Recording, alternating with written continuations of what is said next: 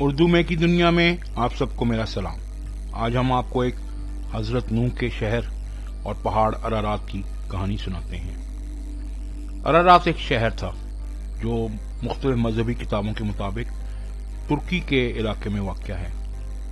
حضرت نوح کی کشتی سیلاب کے دوران ارارات پہ جا کے ٹھہری تھی اور وہیں ان کے لیے آرام کرنے کی جگہ بنائی گئی تھی اللہ تعالیٰ کی طرف سے۔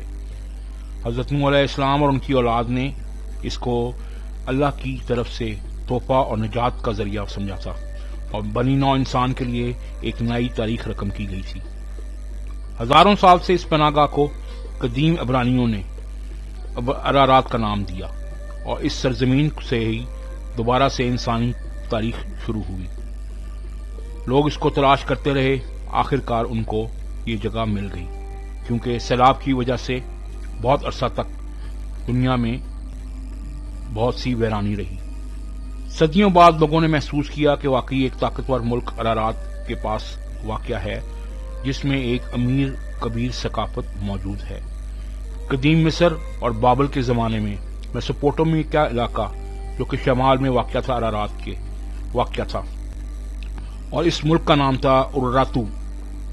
ہر عظیم بادشاہ کو یہ اعزاز حاصل ہے کہ انہوں نے ارات کے اوپر حکمرانی کی اور وہاں پہ جو ان کا ذریعہ معاش تھا وہ پھول اگانا اور گلاب کا پھول خاص طور پہ وہ یہ پوری دنیا میں اگا کے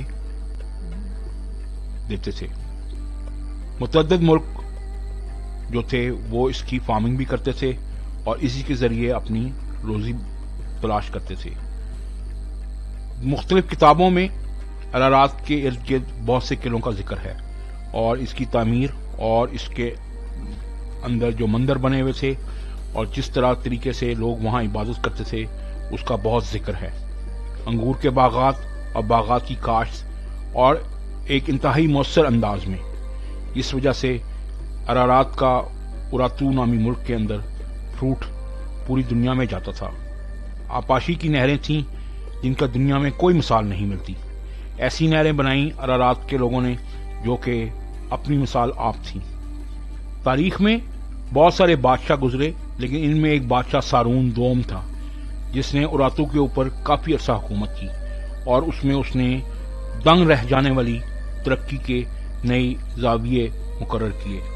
بہت سی یورپین طاقتوں نے اراتو کی سلطنت کو ڈسکور کیا اور وہاں پہ بہت ساری زمین سے بہت سارے چیزیں نکالیں جن سے ان کو پتہ چلا کہ قدیم تاریخ انسانی تاریخ کیا تھی۔